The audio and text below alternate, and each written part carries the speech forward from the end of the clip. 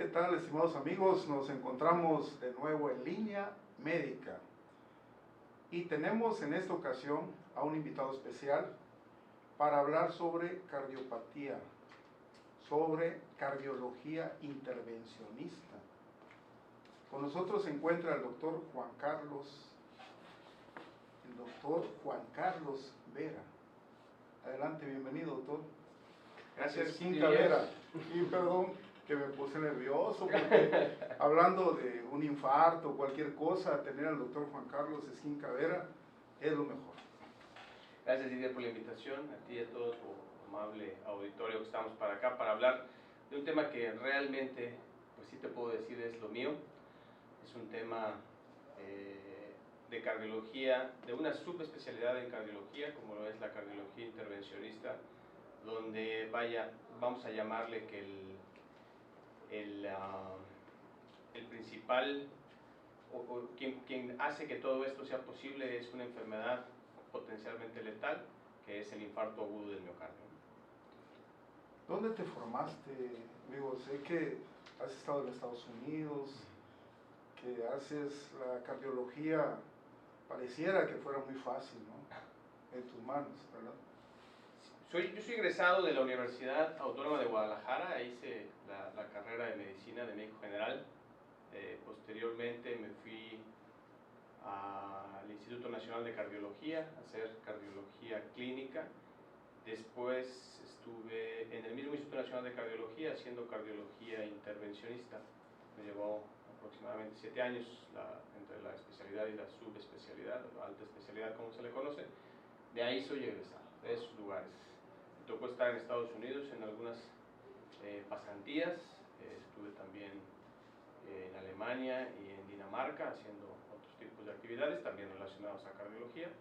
Y pues bueno, aquí estoy con ustedes en Chiapas felizmente desde hace ya cerca de 10 años y medio, 11 el próximo febrero. El corazón, un órgano que trabaja desde la vida prácticamente embrionaria, 20 semanas, si me corriges si me equivoco, y desde el momento que inicia con los ciclos cardíacos y esa frecuencia por minuto no para de latir, a no ser en un problema o cuando la persona muere. Sí, realmente es un órgano bastante peculiar, es un órgano que tiene características propias de él que ningún otro órgano lo tiene, como es que él mismo produce su electricidad. Y yo siempre he dicho que el corazón genera energía eléctrica para convertirla en energía mecánica, porque al final esa misma energía eléctrica va a ser la responsable de que todo el desplazamiento de sangre pueda ocurrir mediante el latido cardíaco. Entonces sí, es una máquina realmente peculiar, y a lo mejor los que saben de ingeniería eléctrica, ingeniería mecánica, todos ellos verán que no es tan diferente a sus conocimientos. Entonces cuando se bloquea una arteria y empieza a fallar esta bomba, ahí entra la cardiología intervencionista, entran ustedes. Sí. ¿Cómo es este proceso? Sí, el proceso, la cardiología intervencionista abarca varios aspectos. Dentro de la formación del cardiólogo intervencionista son dos rubros. Uno es la hemodinamia y la otra es el intervencionismo. El intervencionismo de inicio iba más enfocado a lo que es el tema coronario. A últimas fechas, a últimos años, que ha venido muy fuerte empujando lo que es la cardiología estructural, donde ya se ven válvulas, ya se ven oclusores, ya se ven otros dispositivos diferentes al tema coronario en sí. Y la parte de la hemodinamia es la parte diagnóstica, es la parte de medir flujos, es la parte de calcular las comunicaciones, los volúmenes, qué tan severo es un defecto septal, qué tan alta está la presión pulmonar, si el paciente va o no va a poder tolerar el cierre quirúrgico de estos defectos. Entonces eso es lo que hace la hemodinamia, el medir presiones, medir flujos, medir gradientes de forma invasiva. O sea, invasiva porque tienes que llevar el catéter hasta el sitio donde está la obstrucción o al sitio donde está el problema, y hacer las mediciones correctas a través también de mediciones tanto en sangre, las concentraciones de oxígeno del lado venoso como del lado arterial, y ver cuál es y encontrar el sitio donde está el problema, ¿no? Muchas veces no lo puedes identificar, haces ese tipo de estudios para poderlos identificar, pero ese es un área muy de hemodinamia, ¿no? Diagnósticos de estenosis valvulares también son parte de hemodinamia, y ya en la parte de la cardiología intervencionista como tal, pues sí, lo más característico es el utilizar los diversos dispositivos que se tienen hoy en día para desocluir una arteria que probablemente ya se ocluyó y provocó un infarto agudo, o una arteria que aún no se ha ocluido, pero que ya empieza a provocar problemas como lo que es angina inestable, angina de esfuerzo, que engloba a todo lo que es la cardiopatía isquémica.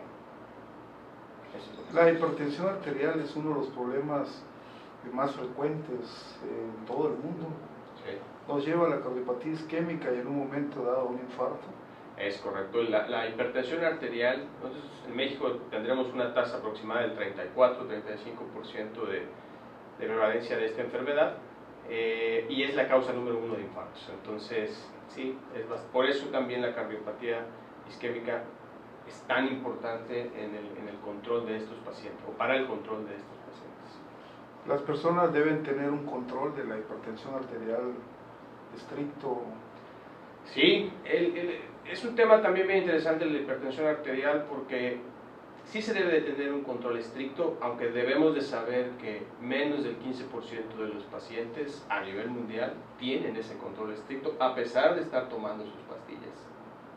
El hecho de que estés tomando medicamentos no asegura de que estés 100% controlado la presión arterial, aunque cuando te la tomes la presión arterial esté normal, pues bueno, pero no te asegura que las 24 horas del día puedas estar o estés dentro de los márgenes que marca la presión arterial para no tener daño a órgano blanco. Eso es lo difícil del manejo de la hipertensión arterial, y también que no es un manejo personalizado. Lo que probablemente te caiga a ti bien, no me va a caer a mí. Entonces, por eso es que estos esquemas, que yo estoy en contra de esos esquemas que tenemos muchas veces de empezar todos con, ¿cómo se llama? ¿No? Los sartán, que es conocido por todos, todo el mundo ha usado los sartán, y darle los sartán a todos, pues eso no es controlar la presión arterial. Entonces, si te obligas un poquito más como cardiólogo, o yo obligaría más a los médicos a ser un poquito más estrictos en eso, y considerar que la hipertensión debe ser personal, el tener en claro qué paciente es y cuál de los medicamentos del gran arsenal que se tiene los va a beneficiar. Cuando nosotros vamos a operar a un paciente, enviamos a valoración preoperatoria o valoración cardiológica al paciente, y de repente un paciente que aparentemente está sano, resulta que no. ¿Qué pasa con ellos? Cuando ustedes nos favorecen con estas interconsultas, es nuestra responsabilidad primero calcular el riesgo cardiovascular, y cuando hablamos de riesgo cardiovascular nos referimos a muerte durante y transquirúrgico, arritmias cardíacas, falla cardíaca aguda, infartos. Entonces calculamos todo esto en base a lo que nos llevan, que son laboratorios, el electrocardiograma, si se puede y sería ideal un ecocardiograma, o al menos conocer cuál es la condición cardíaca del paciente, y sumadas las enfermedades. Entonces vamos haciendo una sumatoria de puntos, y al final eso nos arroja un porcentaje, y en base a ese porcentaje son las recomendaciones que nosotros damos o enviamos de si hay que suspender medicamentos, si hay que utilizar menos volúmenes, o sea, poner menos soluciones a los pacientes, si van a utilizar diuréticos o no, si la presión arterial se eleva, ¿qué pueden utilizar? Eso es lo que nosotros hacemos en eso. Y sí, efectivamente, muchas veces hay pacientes que aparecen ahí, que el electrocardiograma es anormal, le mandas a hacer un estudio, el paciente está asintomático, le haces un estudio confirmatorio y aparece que tiene una enfermedad coronaria. Entonces a este paciente es mi obligación decirte que tiene un problema coronario, primero vamos a tratar lo coronario, que le puede cobrar la vida de un momento a otro, y después lo mandamos a la rodilla, al codo, al hombro, o sea, en este caso tú, a alguna otra cosa, tiroides, no sé, ¿sí? Entonces es lo que hacemos. Muchas de las enfermedades cardíacas, estructurales sobre todo, no dan tanta sintomatología.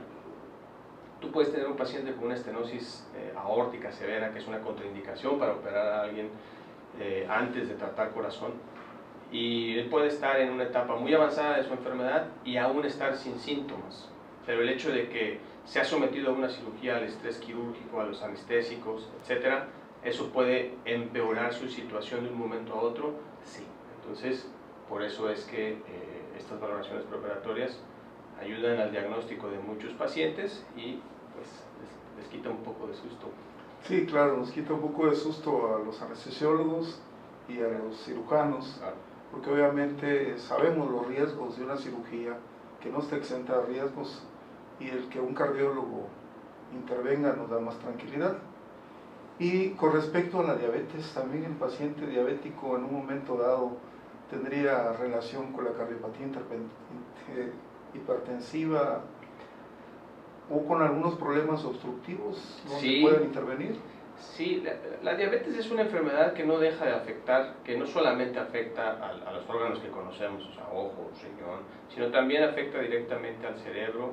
Y hay que recordar que también a todo lo que es la microvasculatura, los nervios tienen microvasculatura, las mismas arterias se nutren a través de microvasculatura. Entonces, sí se ven afectados todo lo que es el mal manejo de la glucosa, el mal manejo metabólico, vamos a llamar el conjunto, sí puede inducir en el corazón lo que se llama isquemia silente, que quiere decir que poco a poco estas arterias se van enfermando, el paciente no da síntomas y de pronto ya tienes un paciente dilatado, pero porque las arterias que nutren a estas arterias o a este corazón ya no están funcionando por causa de la diabetes y es una microangiopatía diabética, ¿no? Por otro lado, está completamente relacionado con procesos obstructivos. Hay que recordar que una de las complicaciones de la diabetes es la enfermedad vascular periférica, esos pacientes que empiezan a tener alteraciones en el flujo en las arterias de las extremidades inferiores o de las piernas. El 30% de estos pacientes van a tener alguna enfermedad coronaria asintomática revascularizada, lo cual quiere decir que traen un problema agregado y es netamente en relación directa con la diabetes. El procedimiento de intervencionismo, ¿qué tiempo dura? ¿No? Es un tiempo estándar, va a depender del paciente. Va a depender mucho del paciente, va a depender del tipo de lesión que vas a tratar, va a depender de pues, qué tan familiarizado estés tú también con el material que tienes. Digamos que en un centro de alto volumen, están más o menos, está considerado que tengan de 100 pacientes al año, ¿no? Un poquito menos, 70, 30 al año, 100. Los tiempos promedios llegan a ser de una angioplastía de 1 hora 40, 1 hora 30, en alguna angioplastía, digamos, vamos a llamarle cómoda, ¿sí? Sin complicaciones, sin lesiones graves tipo C, por ejemplo. Pero cuando ya hay complicaciones o lesiones complicadas en bifurcación, un tronco, por ejemplo, sí te lleva más trabajo, más material, más manos, más de todo. Entonces el tiempo ahí se te puede ir hasta las 2 horas y media, ¿no?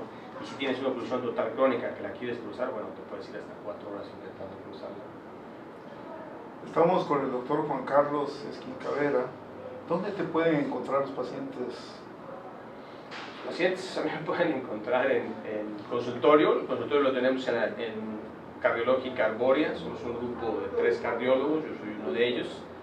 Es 16 Poniente Norte 235 en Arboledas. En el tema privado nos pueden ver en el Hospital San Lucas, y en el tema institucional estamos en el Hospital Gómez Maza. Bien, esta cirugía entonces en promedio, hora y media, 1 hora. Hora y media, diría.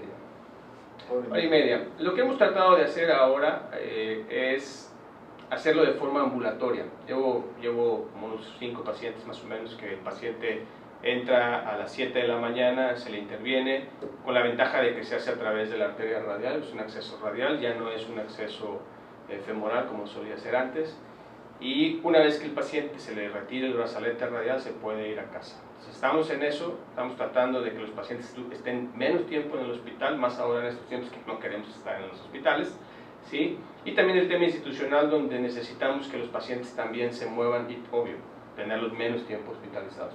Entonces, esto es algo que estamos empezando. Ha dado muy buenos resultados en centros europeos. Aquí en México, en el Centro Médico La Raza, lo empezó ya hace un par de años. En Mérida lo están haciendo. Entonces, ahora vamos a empezar nosotros con eso, a ver qué tal nos va. Entonces entra por la arteria radial que se encuentra aquí. ¿La muñeca? Sí. Sí. La muñeca. Ya no en la femoral, para los que nos están viendo. Y la anestesia es una anestesia regional. Es una anestesia local. Solamente el sitio donde se funciona es el que se anestesia. En lo personal siempre pido que haya un anestesiólogo para que les den una sedación consciente, porque muchas veces le tienes que pedir al paciente que respire profundo, que tosa, pero también le tienes que hacer sentir a ese paciente una sensación de bienestar, y pues eso los anestesiólogos saben muy bien cómo hacerlo. Entonces se hace el cateterismo y si no hay problema se puede ir el mismo día. Si es por radial, si uno lo considera, sí. Digo, no tratándose de una cardiopatía avanzada. Exacto, no siendo un infarto agudo del miocardio que sabes que va a pasar al menos de 2 a 3 días hospitalizado, en lo que se levanta, camina, ve que no haya dolor, no. Esto que les comento es para aquellos pacientes que se pueden programar, un paciente con angina crónica que va a ser intervenido y se quiere ir el mismo día, pues se puede ir si el procedimiento ha sido netamente satisfactorio desde el punto de vista médico. Digo, se siguen corriendo riesgos porque esto es algo que estamos apenas empezando a hacer, ¿no? Pero pues no hay nada como hablarlo con el paciente, y si el paciente acepta, vaya. Sí, obviamente, porque es un procedimiento relativamente nuevo, ¿no? en el mundo. Tratamos de hacerlo. ¿Qué recomendaciones le darías como cardiólogo a la gente que nos está viendo para tener una buena salud del corazón? Es un compromiso bien grande por parte de todos, porque en primer lugar, poniéndome como paciente, yo debo ser responsable de pues, dormir bien, una buena alimentación, hacer ejercicio, mantener mi peso. Entonces todo eso son hábitos que uno va haciendo, ¿sí? No se trata de ser, tengo un maestro que decía que el camino, la ruta más rápida para que una persona se infarte es que entre semana no haga nada y el fin de semana se vaya a jugar tenis todo el día. Eso no es el camino correcto, porque no estás haciendo un hábito, simplemente estás jugando un riesgo, ¿no? Entonces, es tener una salud, mantener salud y ser responsable por tus hábitos, eso es lo principal. Y sobre todo, no fumar. Eso es yo diría, lo principal.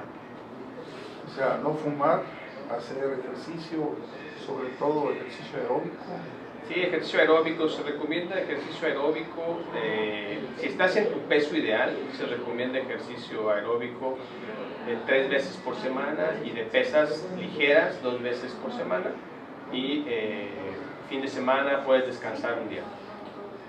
Eso es en cuanto al tipo de ejercicio que podemos recomendar. Si no estás en tu peso ideal, lo principal es hacer que el paciente baje de peso un poco y empezar primero con el tema cardiovascular, para después ir añadiendo paulatinamente días con peso, pero con peso ligero, como para fortalecer únicamente los músculos y dar una tonificación para un mejor metabolismo muscular y de carbohidratos y de todo esto. Entonces, el intervencionismo cardíaco, volviendo, es un recurso médico, quirúrgico, que ahora tenemos en Tuxtla, en Chiapas. Sí, es un recurso terapéutico, y es el mejor recurso terapéutico para tratar el infarto agudo del miocardio y las enfermedades de origen isquémico y coronario. ¿Sí? Tenemos también scores que nos van diciendo qué le conviene más al paciente, si le conviene más operarse, seguir, porque digo, la cirugía de corazón abierto sigue estando vigente, pero también que sepan que se puede hacer esto por vía endovascular sin la necesidad de tener a un paciente días hospitalizado con el esternón abierto y con probabilidades de que se enferme. Sí, hay unas preguntas. Sí, vamos a revisar las preguntas. Saludos y bendiciones, Elena León, Cristo Moreno. ¿Cómo debo saber cuándo checar mi corazón pues saber qué enfermedad tengo. Hombres después de los 25 años, mujeres después de los 40 años, sanos. Si tienen alguna enfermedad, pues en el momento en que se les detecte esa enfermedad, en ese momento deberían de empezar a checarse. Fernanda Ramírez, ¿a partir de qué edad puede tener su primera cirugía estética? Preguntaba una paciente, bueno, del auditorio. Bueno, ahí creo que no es, ahí yo creo que es con el cirujano plástico. Yo creo que sea con el plástico, y desde el punto de vista cardíaco, pues sí, se puede. Es difícil. Habría que, a cualquier, no te decía que a cualquier edad, ¿no? Que te sientas cómoda, pero habría que revisar ese corazón si está en condiciones. O sea, de todos modos habría que revisar el corazón, ¿no? Sí, siempre. ¿Es recomendable, Óscar Salazar, que yo haga ejercicio si tengo un soplo en el corazón? Hay que saber qué tipo de soplo es, qué lo origina, si es una CIA, una CIB, una estenosis aórtica, qué tipo de soplo es y la gravedad de este soplo para poder dar una recomendación que te vista, que te quede bien. Y a la gente que va a hacer deporte. Sí, eso es bien importante. A la gente que va a hacer deporte, lo primero sería hacer deporte en un centro donde si algo llegara a pasar, tengan los instrumentos para salvarte, ¿no? Eso es lo primero. Y ese ya es un tema donde entrarían también varias instituciones, entraría salud, por ejemplo, entraría el deporte, entrarían varias cosas, ¿no? Pero para mí eso es lo esencial. En segundo lugar, que tú sepas cuál es tu capacidad funcional dentro del ejercicio, qué tanta energía tú puedes generar y que tu corazón esté bien, o sea, no sufra de más o no esté presentando arritmias, ¿sí? Y eso en una cita cardiológica se podría hacer. Dos, conocer morfológicamente cómo es tu corazón, o sea, si tu corazón tiene algún daño estructural, no tiene daño estructural, su función es normal, su función es anormal. Todo eso va sumando para que al final nosotros vemos y decimos, bueno, sí puedes hacer deporte, pero no te excedas de esto o no te excedas de esto otro, ¿entienden? Y ya si quieres hacer un ejercicio de alto rendimiento, pues hay que hacerte una prueba con consumo de gases para ver qué tanto CO2 produces durante el ejercicio y etcétera, ¿no? Ya son cosas mucho más finas desde el punto de vista metabolismo cardiopulmonar, no solamente cardiovascular. Realmente ha estado interesantísima este diálogo que hemos tenido con la gente que ve el programa Ultimátum MX. Y una pregunta que quiero hacerte en lo personal, si sigue siendo válido. A los atletas les decimos, bueno, a 220 le debes restar tu edad. Y entonces esa es tu frecuencia cardíaca máxima. Tú debes estar más o menos en el 70%, no debes pasar el 70%, a no ser que te estés entrenando constantemente y aumentes tu reserva cardíaca. ¿Esto sigue siendo válido? Al 85. Al 85. Sí, sí, válido. Y entonces el atleta debe checarse la frecuencia de vez en cuando está haciendo ejercicio, ¿no? De forma metódica. De ahí el boom de los equipos de ahora, los relojes, ¿no? ¿no? Y las pulseras, sí. Y el entrenamiento ahora por zonas cardíacas que te van llevando, ¿no? Pues te agradezco la visita y el diálogo que has tenido con toda la gente que nos ve con ese tema tan interesante, intervencionismo cardíaco. Saben que eres un cardiólogo, ¿qué te puedo decir, no? Un cardiólogo extraordinario, con el cual están seguros, ¿no? Dentro de la medida de lo posible, porque el cuerpo humano, la salud, no tiene todo escrito. Y los invitamos y nos invitamos, porque yo tengo algo pasado de peso, tenemos que hacer ejercicio aeróbico. Ejercicio aeróbico y no fumar. Gracias. Gracias.